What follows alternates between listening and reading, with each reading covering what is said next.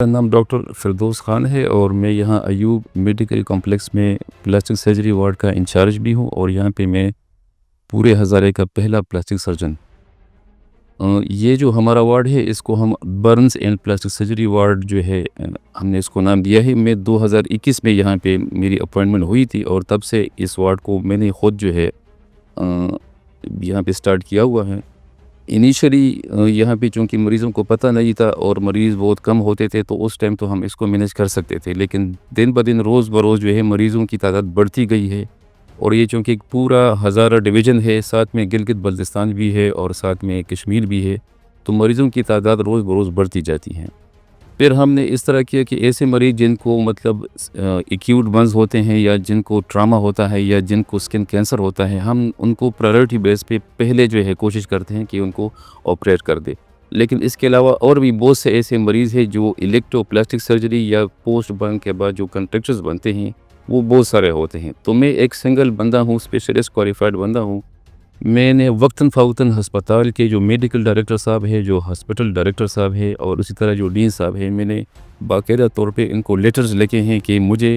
इस वार्ड में एडिशनल जो है ना ह्यूमन रिसोर्सेज मतलब जो मज़ीद जो प्लास्टिक सर्जरी की जो डॉक्टर्स है वो चाहिए और मुझे ऑपरेशंस के लिए जो इंस्ट्रूमेंट्स है जिसको हम ऑपरेशन के औज़ार बोलते हैं वो चाहिए। इसी तरह मैंने मज़ीद इनको रिक्वेस्ट की है कि मुझे ऑपरेशन के लिए जो ऑपरेशन टेबल होते हैं वो भी दिए जाएँ।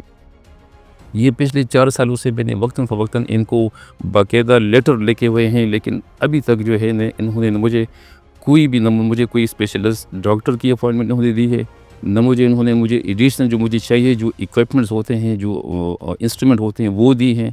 और न ही मुझे इन्होंने एडिशनल कोई ओटी टेबल दी है। तो इन मसलों की वजह से मरीज़ चूँकि इनकी तादाद रोज़ बरोज़ बढ़ती जाती है, तो बहुत से ऐसे मरीज़ होते हैं जो मतलब ऑपरेशंस इनको हम या तो डेट देते हैं जो 2-3 साल का डेट देते हैं या ऐसे मरीज़ जिनको मतलब ज़रूरत भी होती है ऑपरेशन की लेकिन यहाँ पे जगह कम होती है और हमारे साथ पहले से ऑलरेडी जो ओवरलोड मरीज़ होते हैं या ऐसे मरीज़ जिनको ऑपरेशन की ज़रूरत होती है लेकिन उनके ऑपरेशन के लिए हमारे पास इंस्ट्रूमेंट और स्पेशलाइज़्ड इक्विपमेंट नहीं होते।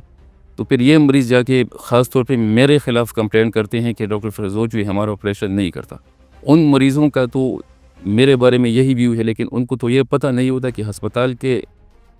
अंदर जो रिसोर्स प्रोवाइड करना है, मतलब जो इंस्ट्रूमेंट्स और इक्विपमेंट प्रोवाइड करना है और अस्पताल में जो डॉक्टर्स प्रोवाइड करना है, वो मेरा काम नहीं है। वो अस्पताल के अपने जो मेडिकल डायरेक्टर साहब हैं और अस्पताल के डायरेक्टर साहब जो है, ये उनका काम है। ये मेरी मतलब इनएफिशिएंसी नहीं है या मेरी इनकम्पिटेंसी नहीं है। मैं तो अपनी कैपेसिटी में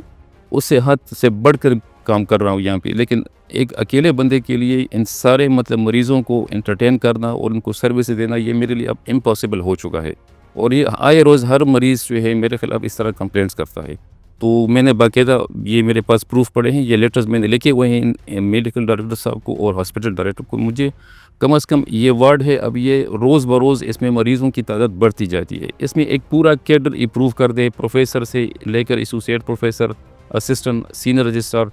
ताकि हम बंदे ज़्यादा हो जाए, ताकि हम मरीज़ों को हम ज़्यादा भी देख सकें और ऑपरेशन भी हो सके। और इसी तरह हमारे लिए जो स्पेशलाइज़्ड इक्विपमेंट है, जो स्पेशलाइज़्ड इंस्ट्रूमेंट्स है, वो अब ख़रीद कर दे दें और इसी तरह हमारे लिए ऑपरेशन के जो टेबल्स है, जो ओटी टेबल जिसको बोलते हैं, वो ज़्यादा कर दें। तो फिर हम ज़्यादा मरीज़ों को ऑपरेशन करेंगे और इस तरह के मरीज़ों की कंप्लेंट जो है ख़त्म हो जाएगी। अब रिसेंटली एक मरीज़ ने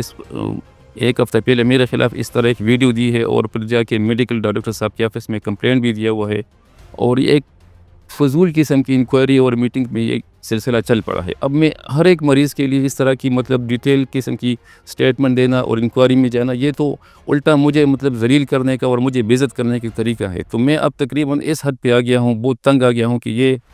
मेरे मेडिकल डायरेक्टर साहब और मेरे हॉस्पिटल डायरेक्टर साहब न मेरी कोई रिक्वेस्ट मानते हैं, न मेरी जो अस्पताल के बेनिफिट के लिए या यहाँ के मरीज़ों के बेनिफिट के लिए जो इक्विपमेंट और इंस्ट्रूमेंट्स की मैं डिमांड करता हूँ, न वो पूरे करते हैं। तो मैं अपने हाथों से तो ऑपरेशन नहीं कर सकता। अगर आप मेरे लिए स्पेशलाइज़्ड इंस्ट्रूमेंट्स, इक्विपमेंट नहीं देंगे,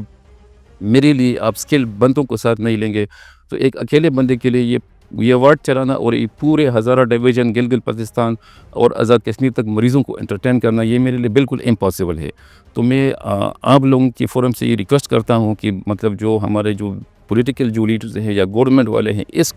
हाँ, इस वार्ड को, जो बंस वार्ड को, इसको ज़रा ज़्यादा फोकस करें, इसको ज़रा इम्प्रूव कर दें। यहाँ पे हमें ह्यूमन रिसोर्स की फॉर्म में मतलब स्पेशलाइज्ड डॉक्टर चाहिए, फिर हमारे लिए स्पेशलाइज्ड इक्विपमेंट और इंस्ट्रूमेंट चाहिए, ताकि लोगों को भी फ़ायदा हो और लोगों को जो मसले हो रहे हैं मतलब उनके जो ऑपरेशंस नहीं होते because of the deficiency of the human resources या इंस्ट्रूमेंट्स, ताकि उनके मसले भी हल हो जाए। तो ये मैं एक मुअद्दबाना रिक्वेस्ट करता हूँ आपके फोरम से, ताकि और जो भी यहाँ के जो इन्फ्लुएंशियल लोग हैं, जो पॉलिटिकल है, जो भी है, उनको चाहिए कि इस मतलब बंस चूँकि एक बहुत ज़रूरी एलिमेंट है, एक बहुत ज़रूरी एक इमरजेंसी डिपार्टमेंट है, ताकि ये ज़रा थोड़ी सी डेवलप हो जाए और यहाँ की सर्विसेज भी हम इनको प्रोवाइड कर सकें।